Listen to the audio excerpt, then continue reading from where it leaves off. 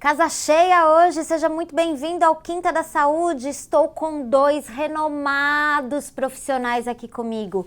Doutora Karine Koller, que você já deve se lembrar, ela deu uma entrevista fantástica aqui sobre o kefir e ela é nossa convidada, já deu brilhantes entrevistas para o programa Super Cérebro, que é conduzido por quem? Por Dr. Nelson Anunciato, neurocientista da casa, que aparece aqui com mais frequência, mas não é muito habitual falar sobre o tema que escolhemos dividir com você neste ano que já caminha para o fim, não é mesmo? Sejam muito bem-vindos e muito obrigada. Muito obrigada. Eu tô super animada, porque esse assunto eu não conhecia e eu adoro saber coisas novas e eu acho que você que está aí em casa também vai se surpreender um pouco sobre a relação entre a saúde dos olhos e a saúde cerebral. E mais do que isso, o que você habitualmente acha que faz bem para os seus olhos, né? Porque quando a gente fala em saúde dos olhos, as pessoas imediatamente pensam em duas coisas: óculos e colírio. Será que é só isso que você pode fazer para os seus olhos e para a saúde oftalmológica? Será que para o seu cérebro você só pode pensar em remédios tarja preta, em medicações desse tipo? Vamos começar falando não para as pessoas que estão em casa? Não. Não, gente, não é só isso.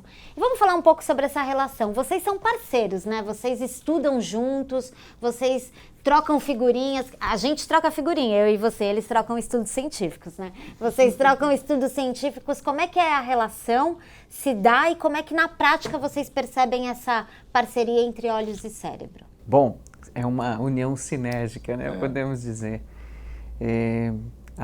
O olho é considerado quase que um prolongamento do cérebro, pois a retina tem muitas células nervosas e muito do que faz bem, claro, para o corpo como um todo também faz bem para o olho e para o cérebro. E nós já falamos aqui, quando comentamos sobre o Alzheimer, da relação olho e cérebro, o quanto ela está presente com destaque nesse momento que se fala muito no declínio cognitivo, na prevenção ou até mesmo na reversão do Alzheimer, com o programa do Dale Bredesen, que abordou esse programa Recode, com suplementos e mudanças de estilo de vida para reverter o declínio cognitivo, e observou-se que o DHA, que é tão importante para o cérebro, também é importante para a retina. E que inclusive a gente pode, através do olho, de um exame simples, não invasivo, como um mapeamento de retina, já encontrar sinais preditivos do Alzheimer, o que é um recurso diagnóstico importante, né, Nelson? Ainda mais quando a intervenção precoce é tão necessária como o Alzheimer, por exemplo, né? Sim, porque ele é sorrateiro, né? A demência tipo Alzheimer, ela vai chegando na sua casa sem que você perceba, às vezes 10 anos antes. Então aqui já falamos sobre o DHA, que é uma conexão importante, né, entre cérebro e olho. Eu queria que você falasse da sua queridinha também, a vitamina D3. Ela é outra ligação também para olhos e para cérebro? Isso. Então, a Karine e eu fomos colegas de pós-graduação, né, e o que me chamou a atenção foram as perguntas que ela fazia, sempre perguntas muito bem centradas e muito, que eu achava sempre muito inteligentes, né. Aí a gente se tornou amigos, né, somos grandes amigos, estamos sempre trocando realmente, como você falou, as figurinhas. E dentre essas figurinhas, ela mesma, né, porque ela está fazendo pós-graduação, agora está fazendo doutorado na Unifesp, aqui em São Paulo, junto com vitamina D3 em doenças autoimunes que comprometem oculares, né, que comprometem o olho. E ela sempre que vê um artigo novo, e está sempre vendo artigo novo, ela está sempre me mandando.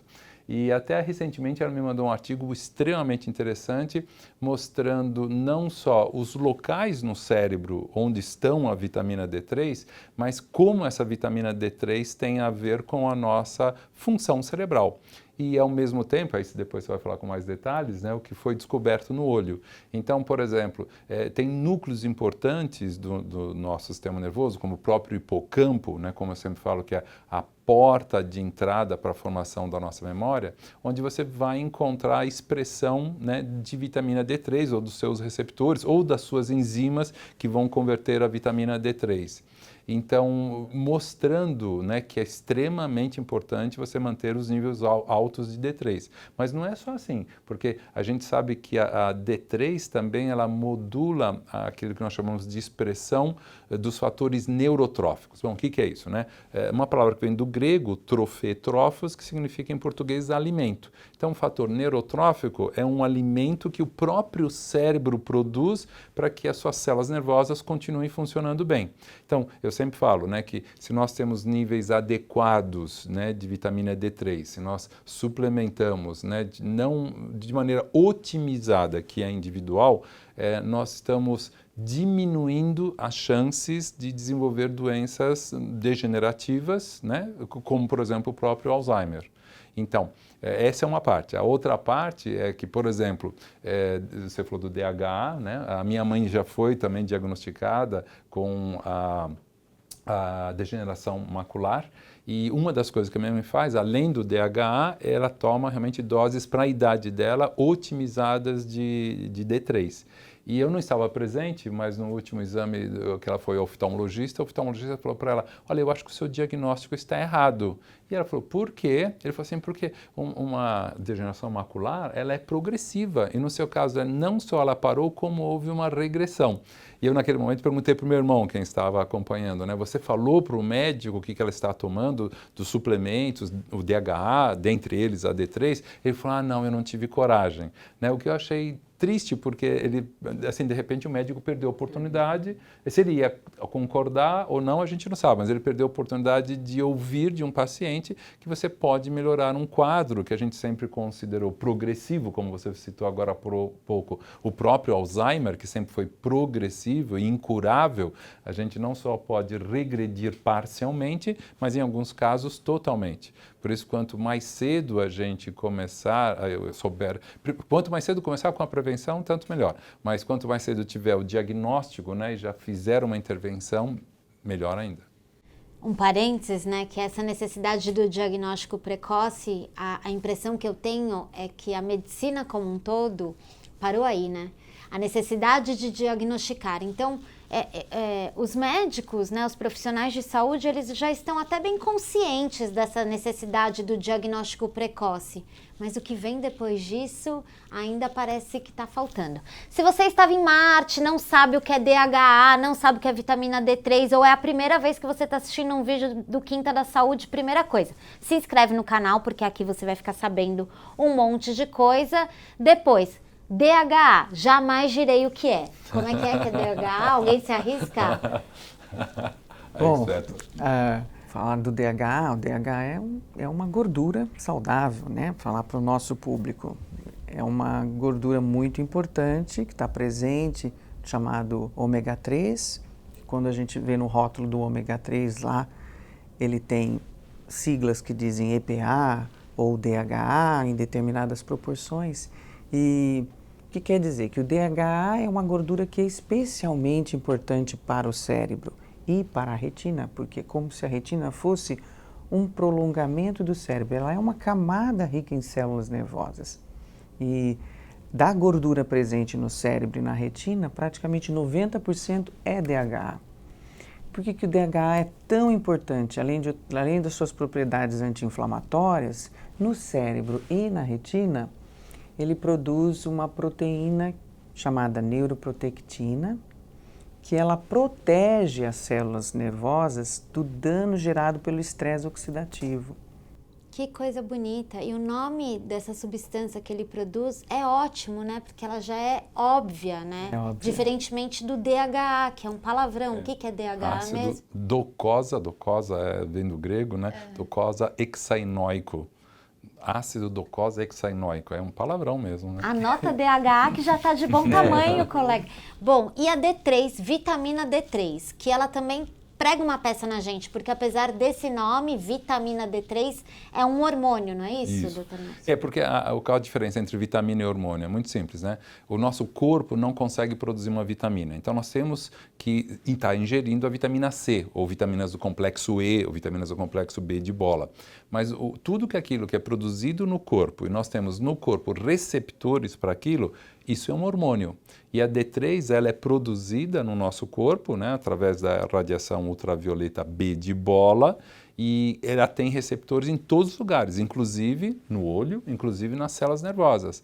E é por isso o papel importante dela, né, como um hormônio. Alguns até dizem que ela é um hormônio neuroesteroidal esquecido. Vamos só entender o que significa isso, né? Quando a gente fala, por exemplo, do colesterol, que a gente estava até conversando um pouquinho antes da entrevista, as pessoas pensam que o colesterol seja uma gordura, né? Ele não é uma gordura, o colesterol é um éster, é um álcool. Então, todos os hormônios que vêm desse éster são chamados hormônios esteroidais. Então, a gente tem um hormônio esteroidal, né, como por exemplo a testosterona, a progesterona, o cortisol, mas esse hormônio, que é a D3, ele tem importantes papéis no nosso sistema nervoso também, por isso que é neuroesteroidal. Mas a gente sabe que a D3, ela tem, mesmo sendo hoje um hormônio, sabiamente sendo um hormônio, ela tem papéis, né, além dos papéis dos hormônios. Ela é incrível, não sei o que você acha, mas quanto mais eu leio... Tem um poder de ação maior que o de um hormônio. Isso, ela ultrapassa isso. Quanto mais eu leio sobre a D3, mais eu me apaixono por ela. Por isso que as doses lá em casa são realmente otimizadas de D3. A gente não fala mais alto, porque alto só chama de alto quem não conhece, quem não né? conhece. E quem não sabe a deficiência que estamos. Vocês falaram de uma gordura, né, tão importante quanto o DHA, um hormônio que é produzido a partir da exposição solar. Uhum. Tudo parece tão simples. E vocês com um currículo e com uma experiência tão graduada, né? Não é todo dia que temos, né, alguém que está no doutorado e o Dr. Nelson que tem uma trajetória acadêmica incrível, né? Vocês vão para a ciência e encontram o poder da natureza, é isso? Sim, na verdade, no meu caso particular, eu retomei a atividade acadêmica pelo novo significado que eu encontrei na medicina, de perceber que existem nutrientes, existe um problema nutricional que é muito sério na população, que mesmo se alimentando bem, ela é deficiente em nutrientes porque o nosso solo está doente, não consegue retirar o nutriente do solo. O alimento, por melhor que você coma, um alimento orgânico, ele muitas vezes não consegue retirar do nosso solo. Nosso solo está contaminado com glifosato. O Brasil é número 1 no uso de glifosato, um agrotóxico banido dos países em desenvolvimento. E isso mata o microbioma, né? E então, mesmo que eu me alimente bem, eu preciso suplementar. E não se fala isso nos livros de medicina. Você não ouve uma palavra nos congressos.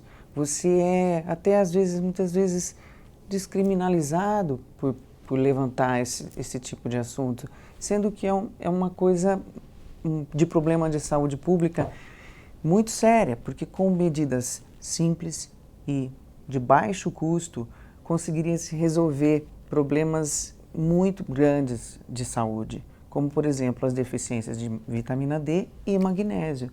Porque 80% da nossa população no Ocidente é deficiente de magnésio. E a gente está falando de doenças, que é até o seu foco de pesquisa agora, doenças que têm um nome, parecem raras, né? Raras só porque são mais recentes de ser visto, porque a recorrência também tem aumentado, então nem acredito que são tão raras assim como eram no passado. Uhum. E que...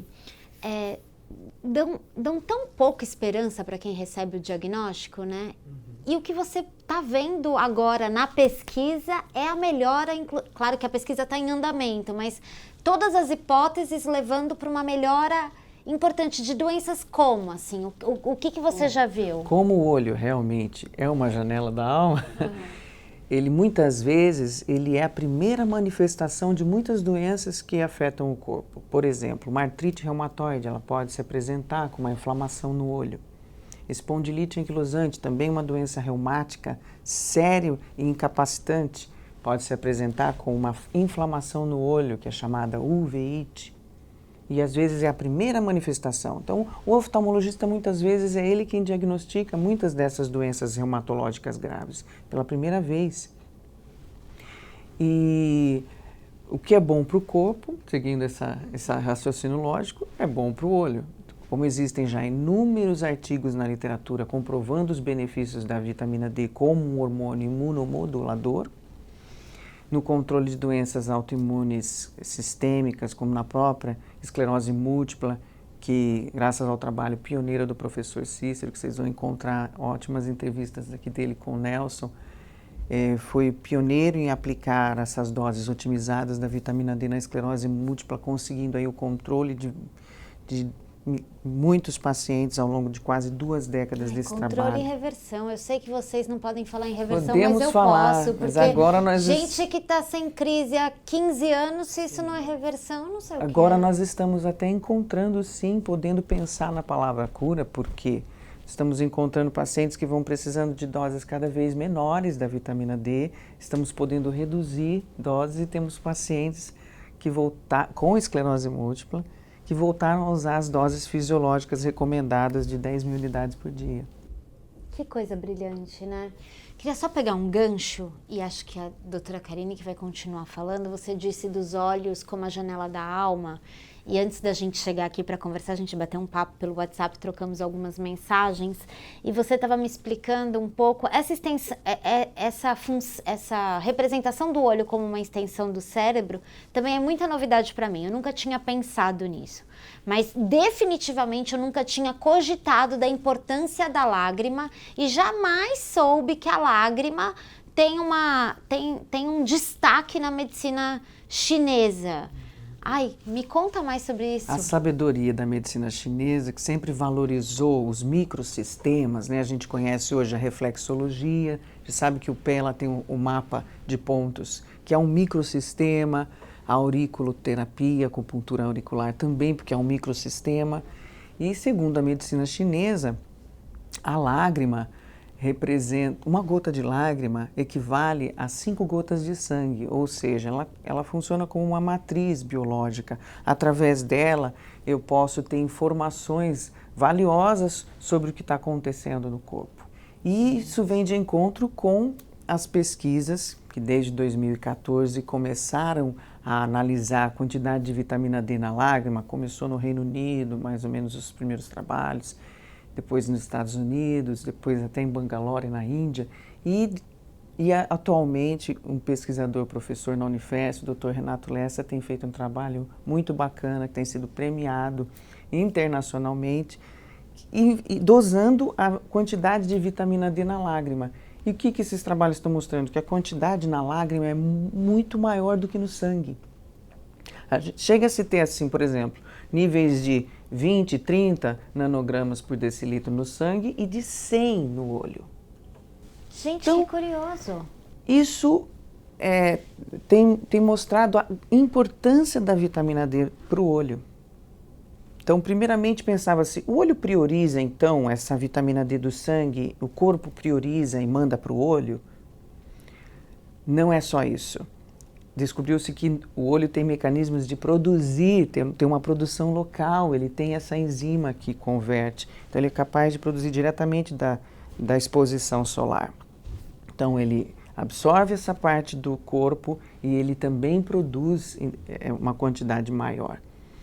Aí, as hipóteses que levam a pensar nisso são: o olho é um órgão importante, que está exposto a toxinas ambientais, né, então ele precisa de uma maior defesa. Mas também tem um fator já conhecido de uma teoria chamada de privilégio imunológico do olho, que também foi muito abordada no cérebro. São 2 órgãos muito importantes, não querendo... Puxar sardinha pra cá, mas já puxando, tá ótimo. Mas o olho, dentre os sistemas dos sentidos, ele é o que mais, primeiramente, se depara com um predador, né? Você pode avistar a longa distância, mais do que o olfato e o tato. Uhum. Então, nesse sentido de preservação da espécie, é um órgão do sentido privilegiado. E também pela proximidade com o cérebro. Então, a teoria do privilégio imunológico do olho e do cérebro, no caso do olho, qual que é a hipótese? É que uma inflamação, É como se você vai fazer uma faxina em casa e você levanta aquela poeira, né? E o olho é como se fosse um aquário, né? Ou uma máquina fotográfica. Dentro dele, como se tivesse uma água nesse aquário. Se eu tenho uma inflamação nesse olho, eu turvei essa água. Eu impedi a transparência do meio da imagem chegar até o cérebro. E isso é importante para a sobrevivência, para o correr do predador. Então, existem esses mecanismos imunológicos, anatômicos, que inibem a inflamação no olho, assim como no cérebro, para evitar o dano, porque o dano da inflamação também vai levar a essa dificuldade de transparência de meios para que a imagem chegue ao cérebro, e também uma inflamação induz a apoptose, morte das células, perda de órgãos, no caso. Ou seja, se o olho está inflamado, você está lascado. Se o olho está inflamado, você já está... Você está comprometido, né? Não sei se já tem algum caminho, se é uma bobagem sem tamanho que eu vou falar, pensando... Os colírios já são enriquecidos com vitamina D, pensando nisso? A absorção pelo olho já é um campo, uma possibilidade, ao menos? Temos o trabalho lá na Unifesp, do professor Acácio, que desenvolveu, sim, um colírio de vitamina D, mas a nível da farmácia de manipulação, né? Entendi. Não tem a nível farmacêutico, não. Você consegue, mas precisa manipular. Que coisa curiosa. E minha última questão sobre isso que fiquei pensando é a questão dos óculos escuros, né? Se a gente tem uma necessidade, uma importância de D3 pro olho, é uma dúvida mesmo que eu tenho, né? Como o conhecimento ele é mutável, eu já falei muito para as pessoas, protejam seus olhos com os óculos escuros. Eu não sei se isso ainda é uma indicação a ser feita ou não. O que a gente pode pensar sobre isso? Olha, ainda como um agressor externo, importante, assim, a gente recomenda, sim, o uso dos óculos escuros. Mas não, claro que não, o tempo todo. A mesma recomendação que nós damos para o corpo como um todo, de exposição solar. Principal horário, melhor horário para a gente aproveitar esse raio solar para produzir vitamina D é justamente entre as 10 da manhã e as 2 da tarde, que é o momento em que o raio solar incide perpendicularmente na pele e facilita essa produção dessa vitamina. A mesma recomendação a gente dá para o olho. Então, fique pelo menos 20 minutos exposto ao sol nesse horário e depois você passa o seu óleo de coco para proteger do sol ou usa o seu óculos escuro. Mas aqueles 20 minutos diários, artigos já mostram que o corpo é capaz de produzir entre 20 a 20 mil unidades de D3 por dia. E a gente precisa da exposição do sol, porque não há como obter da dieta a quantidade diária necessária da vitamina D3. E esse é o grande problema de saúde, provavelmente mundial, que é essa pandemia de deficiência de vitamina D. Hoje, 9 em cada 10 pessoas é deficiente de vitamina D. E isso vai de encontro à história de evolução do número das doenças. Com a Revolução Industrial, o homem deixou de trabalhar no campo, passou a trabalhar na indústria, no ambiente fechado, deixou de se expor ao sol, e a gente vê ao longo da história da medicina o aumento cada vez maior do número de doenças. E doenças cada vez com um nome, um batismo diferente, com manifestações diferentes. Que não importa o nome, se a causa é a mesma.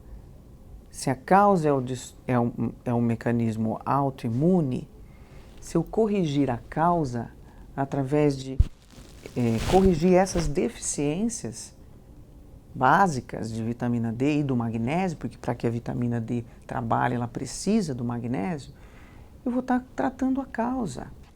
Para o cérebro, né? É claro que nós temos Dona Maria Annunziato, mãe do Dr. Nelson Annunziato, um exemplo de o quanto a vida longa pode ser produtiva e o quanto que a gente é capaz de mudar destinos, né? A gente sempre fala isso, que quando a gente se conheceu, Dona Maria estava na mudança, e qual seria a história que ela e você iam contar sobre isso, mas a gente vai contar depois só esse assunto. Para o cérebro também é catastrófica essa deficiência de vitamina D3? Sim, principalmente assim, sabendo que as células nervosas, né, têm receptores de D3, as células da glia, glia em português significa cola, mas as células da glia, elas ficam no espaço entre os neurônios. E hoje nós sabemos que as células da glia também participam das reações imunes e que as células da glia também participam na comunicação entre os neurônios. Então, assim, dá para ver que se você tem esses receptores lá nestas células, tanto nos neurônios quanto nas células da glia, é porque tem um papel importante, porque senão, né, o criador não teria colocado lá. Então, tem, por exemplo, trabalhos interessantes, mais uma vez eu agradeço você ter enviado, mostrando a relação, o indivíduo que tem menos de 10 nanogramas por ml de D3 no sangue, certo? 25-hidroxi D3. Ele tem 54% mais chances de desenvolver o Alzheimer. Se ele tiver agora entre 10 e 20 nanogramas, ele tem 34% chances de desenvolver o Alzheimer. Então foram trabalhos, né, mega análises que foram feitas e aí está mostrando que, eu sempre digo, né, não é a única razão. Você sabe, quando eu falo do Alzheimer, eu sempre falo do polvo, eu falo de uma série de tentáculos. Mas nós temos um tentáculo importante. E você conhece a história daquele meu amigo Rafael, da Alemanha, que teve problemas, né, você também conhece, declínio cognitivo, fez uma série de exames, eu pedi para que me mandassem, ele estava com 9 nanogramas de D3 no sangue. Aí eu falei, o que os médicos falaram? Nada, eles acham que ele tem demência precoce. Tá, mas ninguém falou do D3? Não, ninguém atentou para isso. Então, mais uma vez, não é a única coisa para a qual nós temos que atentar, mas ela é extremamente importante. Acabamos conduzindo o nosso bate-papo aqui, que a gente já vai se comprometer com você a fazer mais vezes, porque foi ótimo, falando de 3 assuntos que eu elejo como muito importantes da nossa conversa de hoje. Primeiro, o DHA e a importância dele para o cérebro e para os olhos. Depois, a nossa excelente vitamina D3 como a grande queridinha e o foco de um estudo de um doutorado. Quando tiver defendido, tudo bonitinho, publicado, volta aqui para a gente falar sobre e dar excelentes notícias para quem está em casa, porque eu tenho certeza que vai mudar a história das pessoas. Falamos também da importância da lágrima, sinalizando, né, uma necessidade oftalmológica, mas também se projetando aí como um marcador de saúde, talvez, né? Sem dúvida, sem dúvida. E a lágrima de crocodilo, será que ela... como deve ser, né?